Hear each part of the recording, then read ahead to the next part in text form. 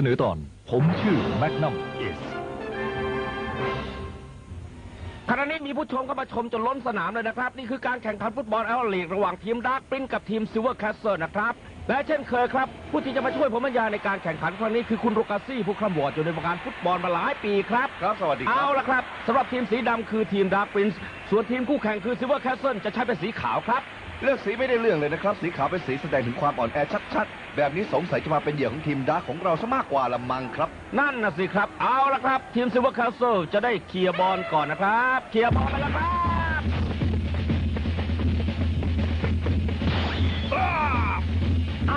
เริ่มเล่นผิดกติกากันอีกแล้วนะครับบอลไปเข้าเท้าโกฟุตตัวทำประตูของดาร์กซะแล้วโกฟุตฉันอยู่ทีมเดียวกันนายยังทนไม่ได้เลยนะยังว่าถูกกติกาวันนี้ไม่ได้หรือยังไงแกพูดอะไรฟังแล้วน่าเบื่อชะมัดเลยโอ้บ้ามาเลยดีกว่าเฮ้ย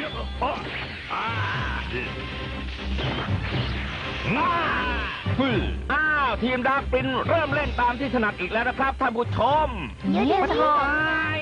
ยไม่เล่นต่อไม่เล่นคนได้ไงรู้ไหนเนอะถูกกดมันก็ไม่สนุกกันสิจริงหรือเปล่าแต่เล่นแบบนี้ไม่ใช่ฟุตบอลแล้วไม่อยากดูการบ้านไปแซ่เฮ้ยกะเล่นมาดีๆหน่อยสิเตะบอลนะไม่ใช่เตะคนจะทำอะไรไม่น่าเชื่อเลยจริงๆนะครับบอลถูกส่งให้กับริวเคนแห่งทีมซิลเวอร์ตอนนี้ไม่มีใครดักไว้ซะด้วยสิครับสบายมากแหมเล่นแบบนี้เขาเรียกว่าฟุตบอลที่ไหนกันเล่าไอ้พวกบ้าเอ้ยลูลี่คะพูดว่าไอ้พวกบ้าไม่สุภาพนะแต่ดูพวกมันสิบ้าจริงๆนี่นาก็ไม่รู้สึกโกรธไม่รู้สึกเดือดร้อนอะไรบ้างเลยหรือไงอะโกรธสิทำไมจะไม่โกรธพวกคนดูก็บ้าจริงๆเลยนะอ้าวเมื่อกี้พวกบ้าเหมือนกันโถ่เอ้ยทนไม่ไหวแล้วจิกาพวกมันบ้างสินี่อย่านะเจ๊กหรือไปแล้วยังไงหน่อยเนี่ยนี่ใช่แล้วต้องอย่างนั้นสิพวกเราจะไม่เล่นสกปรกเด็ดขาดจำเอาไว้เสร็จแล้วเกมนี้เป็นของเราแน่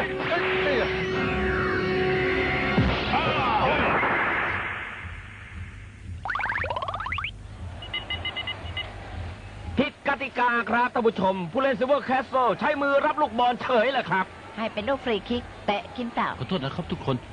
ฉันเผลอตัวเอามือไปรับลูกอ่ะอย่าคิดมากเลยนะแค่ลูกฟรีคิกเท่านั้นทุกคนพยายามเขาหน่อยนะเอาเลยนะลุยมันเลยแย่แล้วซิลกี้สบายมากอย่านะฮิว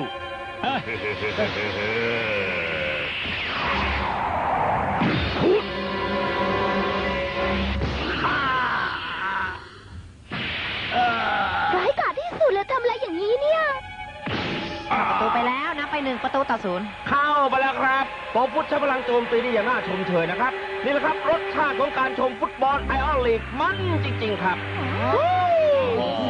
มาเลยเฮ้ยน้อยเนี่ยบ้าจริงเลยใช่บ้า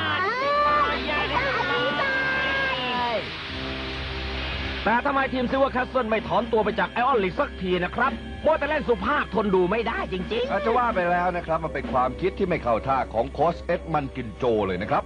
สมัยนี้นะเขาไม่สนใจเขาว่าน้ำใจนักกีฬากันแล้วล่ะครับที่จริงมีทีมที่อ่อนแอซะมากก็ทำให้วงการฟุตบอลไอออลลีกได้สนุกขึ้นนะครับจริงไหมครับครับใช่แล้วครับอ้าวอุ๊ยเกิดอะไรขึ้นนี่ล่ะครับเนี่ยทำไมจะต้องเล่นรุนแรงแบบนั้นด้วยยิงประตูให้มันดีกว่านี้หน่อยไม่ได้หรือไงแกได้พูดพล่อมหน้าเบื่อชะมัดเลยเกิดขี้คลาขึ้นมาได้ยังไงฉันส่งบอลให้แกไม่ได้ส่งให้เพื่อให้แกเล่นแบบสกปรกจนน่าเกลียดอย่างนั้นนะเข้าใจไหมฮะขอโทษทีงั้นคราวหน้าฉันจะส่งบอลให้แกมั่งนะ ถ้ามีใครเข้ามาขวางแล้วก็ฉันจะจัดการมาซะให้เรียบเลย แล้วแกก็ยิงประตูเลยกันแล้วกันมันจะมากไปแล้วฉันอยากเล่นบอลต่างหากเล่าสองคนนั้นทำอะไรกันอยู่รีบแข่งต่อเร็วๆเข้าซิจัดการถล่มพวกซิลเวอร์แคสเซิลให้เรียบไม่มีทางหรอกฉันไม่อยากทนอยู่กับทีมขี้โกงแบบนี้ต่อไปแล้วขอลาออกตั้งแต่วันนี้เลยอ้าวเกิดอะไรขึ้นล่ะครับมักวินดี้ตรงกลับเข้าไปที่ข้างสนามเลยนะครับท่านผู้ชมครับไม่ทราบว่าจะมีแผนอะไรนะครับหรือว่าคิดว่าจะแข่งกับทีมซิลเวอร์แคสเซิลหรือไม่จำเป็นจะต้องลงแข่งครบทุกคนก็ไม่ทราบนะครับแต่ถ้าไม่มีมักวินดี้อยู่ด้วยการแข่งขันก็เหงาแย่นะครับจริงด้วยสิครับอ้าวเริ่มแข่งต่อแล้วเป็นอะไรหรือเปล่าเดี๋ยวจะรีบหามไปเลยก็แล้วกันลูลี่ฝากด้วยนะค่ะริวเคน สบายมากครับ แค่ตกลงมาเท่านั้นเอง ไม่มีอะไรเสียหายเลย จะรีบกลับไปแข่งต่อนะครับ พยายามหน่อยนะแกจะลาออกง่ายๆแบบนี้ได้ยังไงมักวินดี้ทำไมจะไม่ได้ผู้จัดการทีมยังไม่ตกลงเลยไม่ใช่เหรอเรื่องนั้นฉันไม่สนหรอกนะเฮ้ยโอ้โหหยุดนะแกเป็นนักแข่งฟุตบอลที่สำคัญของวงการแล้วทำไมต้องลาออกจากทีมดาของเราด้วยนักฟุตบอลที่สำคัญ จะล้อเล่นดีกว่านะใครอยากจะเล่นอยู่ในทีมสกปรกแบบนี้ฉันไปดีกว่าเล่นสกปรกเนี่ยนะแกเป็นอะไรไปหรือเปล่าเนี่ยถ้าเสียเราก็ซ่อมให้เอาไหมอาการของฉันปกติดีทุกอย่างไอ้ที่เสียน่ะมันสมองของแกต่างหากที่คิดว่าฟุตบอลก็คือการทำลายทีมคู่ต่อสู้แบบนี้โอ้ด่าเราเดี๋ยวกันมาร์กเวนดี้ถ้าแกทำให้ผู้จัดการทีมโกรธอนาคตในวงการไอออนลีของแกต้องจบไปด้วยนะลาก่อนอุ้ยจะมองนั้นมันเป็นอะไรของมันวะเนี่ยฮะเข้าประตูไปแล้วหมดเวลาการแข่งขันไม่เป็นไรแล้วนะเดี๋ยวแกจะต้องหลบเป็นชิ้นๆอยู่แล้วหมดเวลาการแข่งขันแล้วครับทีมดาร์กปรินซ์เป็นฝ่ายชนะมักเวนดี้อย่างนั้นเลยมันเริ่มคิดเป็นแล้วล่ะสินะสัญญาของมันก็หมดตอนเที่ยงวันนี้ด้วยแต่ว่าจะต่อสัญญาหรือว่าจะทำลายสัญญาทิ้งไปเลยก็ย่อมได้เราต้องได้ตัวมันกลับมาเดี๋ยวนี้นะไปเอาตัวมันกลับมา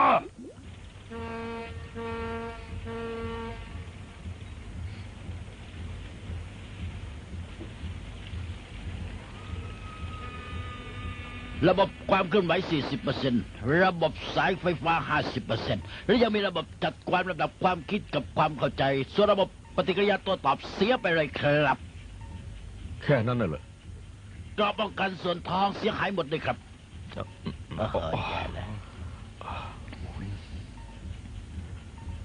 แล้วยังไงส่วนเก็บพลังก็เสียหายครับแล้วทำยังไงถึงจะหายต้องใช้อุปกรณ์แล้วครับเมื่อคืนเราเพิ่งจะได้รถมาใหม่ซะด้วยนะฮะแต่ก็ยังดีนะเนี่ยที่ทีมของเรามีสตาฟเก่งๆแบบนี้เพราะโค้ชดีต่างหากแล้วเพราะผู้จัดการดีกว่ามั้งครับเอาเถอะนะถ้างั้นช่วยซ่อมให้ใช้ได้ก่อนเที่ยงพรุ่งนี้ด้วยนะถ้าเร็วก็คงจะเสร็จเย็นนี้แหละครับก้อยครับเอาละต้องให้ทันวันพรุ่งนี้ตอนเที่ยงงั้นคืนนี้ต้องโทรบอกแม่เด็กดีกว่าต้องอยู่ดึกเอาละงั้นเราต้องซ่อมให้หมดทุกคนเลยจะได้ทันพรุ่งนี้ครับผมเป็นไรไปเจสคือมักวินดี้ซึ่งอยู่ดีๆก็เดินออกจากสนามแข่งขันไปกลางคันในการแข่งขันของวันนี้นะคะแหล่งข่าวแจ้งว่าเขาได้ขอลาออกจากดาร์กปรินซ์ไปแล้วนะคะและหลังจากนั้นมักวินดี้ก็ได้ไปขอเข้ากับทีมอื่นแต่ก็ไม่มีทีมไหนยอมรับเขาเข้าร่วมทีมเลยสักทีมเดียวไม่ทราบเหมือนกันนะคะว่าเขาจะทำยังไงต่อไปหุ่นยนต์ไอออลิกถ้าไม่มีทีมสังกัดก็ไม่แตกต่างอะไรกับซากเหล็กตัวหนึ่งเท่านั้นเองเลยนะคะนี่ถ้าคุณมักวินดี้ของดิฉันยอมกลับไปเข้าทีมดาร์กปรินซ์เหมือนเดิมแล้วก็เจ้าจี้เขาจะดีใจมากเลยล่ะค่ะ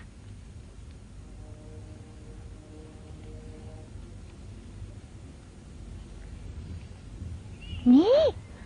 เฮ้ยมักวินดี้จริงๆด้วยเฮ้พวกเรามักวินดี้จริงๆด้วยเฮ้ไม่มีสีดำแล้วเอาออกแล้วเด้ขอลายเส้นหน่อยสิฮะผมด้วยผมด้วยขอลายเส้นเหรอนี่ทุกคนชอบทีมดาร์กปรินซ์มากเลยเหรอใครบอกนะเดี๋ยวที่สุดเลยตั้งหากอ่ะทีมพนันน่ะถ้างั้นแต่สำหรับมักวินดี้เนี่ยยกเว้นนะเพราะไม่เคยเล่นสกปรกเลยเพราะงั้นนะพอเราได้ข่าวว่าลาออกจากทีมก็ดีใจมากเลยละจริงด้วยแต่ว่าคราวนี้จะไปเข้าทีมอะไรแล้วคะไม่รู้สิยังไม่ได้ตัดสินใจเลยเล่นฟุตบอลไม่ได้แล้วเหรอไม่หรอกฉันเล่นได้แต่ฟุตบอลเท่านั้นงั้นก็ไปเข้ากับทีมซิลเวอร์แคสเซิลเถอะซิลเวอร์แคสเซิลเหรอใช่แต่เป็นแฟนของทีมนี้กันคงจะไม่ได้หรอก ทำไมอ่ะ ทำไมเหรอก็ทีมนั้นอ่อนเกินไปสิ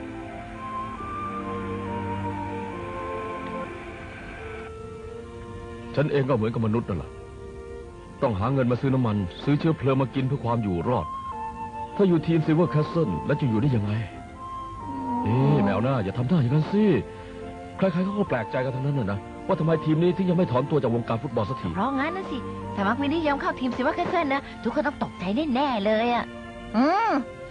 ขออะไรเส้นหน่อยไม่ว่าจะเข้ากับทีมไหนเราก็ยังเชียร์มาร์ควินดี้อยู่ดีอะนะ ขอบใจมากนะระวัง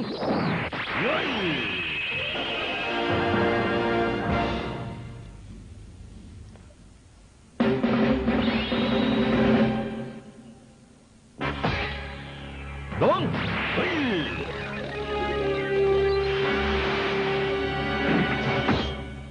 แต่คิดจะทำอะไรกันแน่เนี่ยจะฆ่าคนหรือยังไง ถ้าเป็นมักวินดี้แห่งทีมดาร์คพรินซ์แล้วก็บอลเมื่อกี้นะรับได้สบายมากเพราะเขาเป็นคู่หูของฉัน แต่ฉันไม่ใช่สมาชิกของทีมดาร์คปรินซ์ฉันตัดขาดจากพวกแกแล้วนี่นะ มันก็ไม่แน่หรอกนะผู้จัดการบอกให้ฉันมาตามตัวแกกลับไป แต่ฉันไม่คิดจะกลับไปหรอกไปบอกผู้จัดการด้วยกันแล้วกัน เจ้าโง่เอ้ยคิดว่ายังมีที่อื่นที่จะไปได้อีกหรือไงกันนะ ไม่ต้องมายุ่งกับฉันหรอกนะลาก่อน รีบกลับบ้านไปซะ จะกลับเดี๋ยวนี้ฮะ ครับท่านไปก่อนนะครับบักวินดี้ สาวนะอย่ายอมแพ้ กองเชียร์น่ารักเหลือเกินนะ ไม่เกี่ยวกับแกสักหน่อย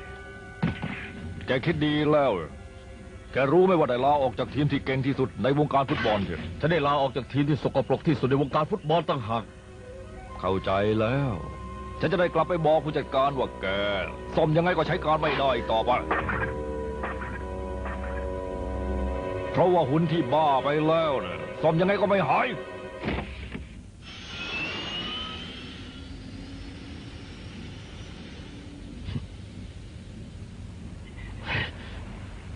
จะมากไปแล้วนะ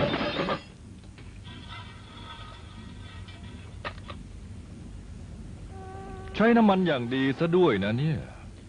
นายเป็นใครกันแน่เนี่ย คนที่รู้ว่านายกูจะเดินไปทางไหนนะสิ ว่าไงนะแกเป็นใครกันแน่เนี่ย แล้วแกจะมารู้อะไรดีเท่าฉัน หัวใจของนายก็มีคำตอบอยู่แล้วเนี่ย ต่อไปนี้ก็ทำตามความต้องการของนายเถอะ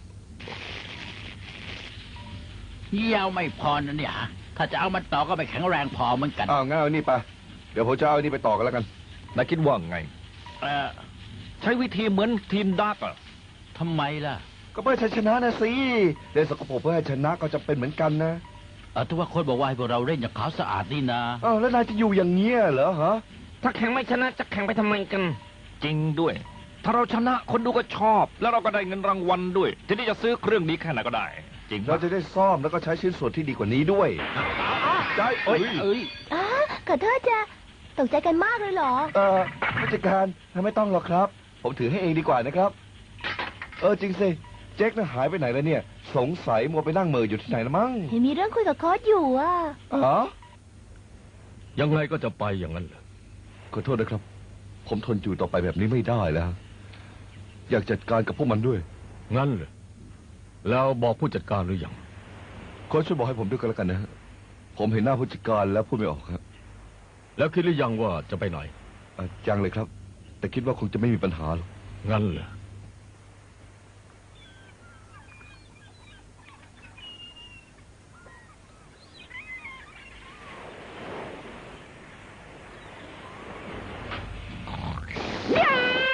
อะไรไม่ได้จ้างมานอนนะ ยุย นายช่างใหญ่ อะไรอีกล่ะ มีแขกมาขอพบผู้จัดการครับ พบผู้จัดการอย่างนั้นล่ะ อย่างเงี้ย ไปบอกเขาด้วยว่าตอนนี้ผู้จัดการไม่ว่างอะนะ ครับ เอาผู้จัดการรู้สึกว่าจะมีแขกมารอพบนะครับ ผู้จัดการ เอ๊ะว่าไงคะ ให้ผมเข้าทีมซิลเวอร์แคสเซิลโดยคนได้ไหมครับ ฮะ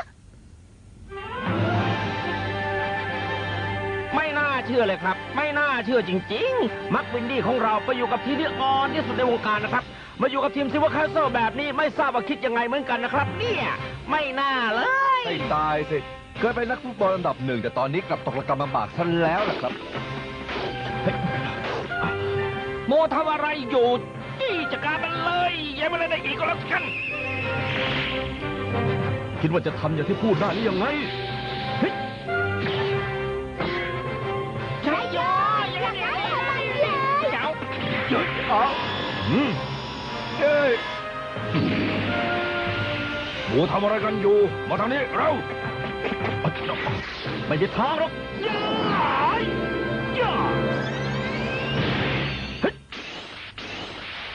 มาแล้วครับท่านผู้ชมลูกเตะซิกแซกของบัควินดี้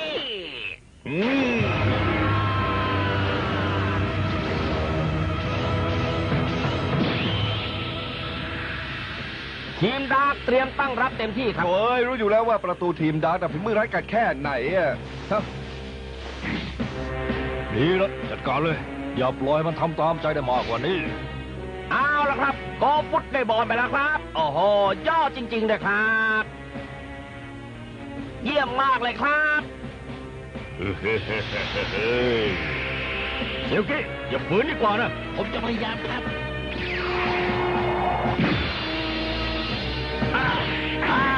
ก็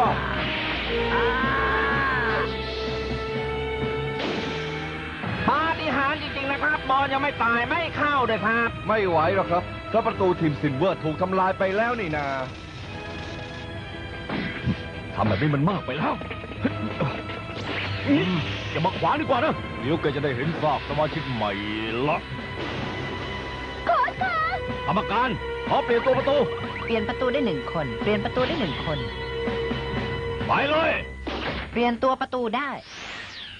เฮ้ย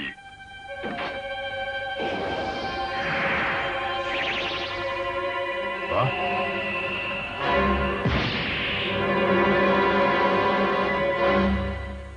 อะไรอะเนี่ยฮะ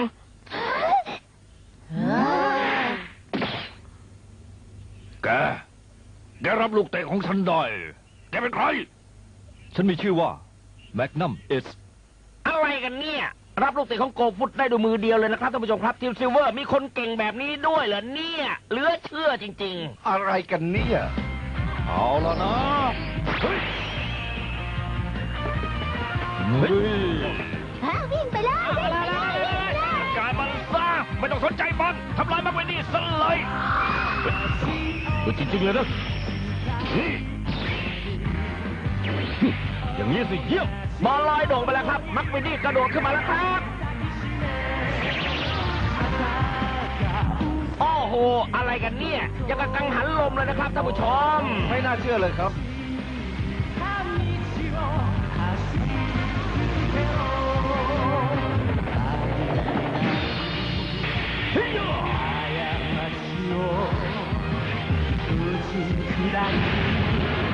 มักวินดี้ใช้ลูกเตะซิกแซกมาดัดแปลงครับ แล้วก็ยิงลูกลงพื้นให้ลูกจมดิน ลูกบอลดำดินตรงไปที่ประตูเลยครับ จะเป็นยังไงบ้างครับเนี่ยคอยชมนะครับ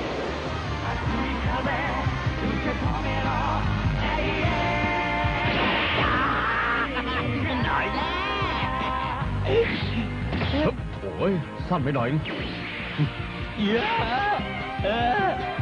เอาละคราวนี้เสร็จแน่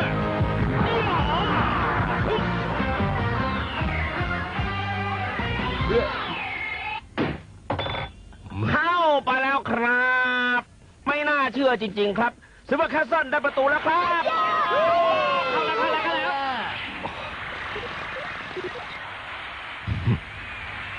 ดูนี่เป็นไงเพิ่งเคยเห็นครั้งแรกใช่ไหมนี่ละที่เขาเรียกว่าฟุตบอลละ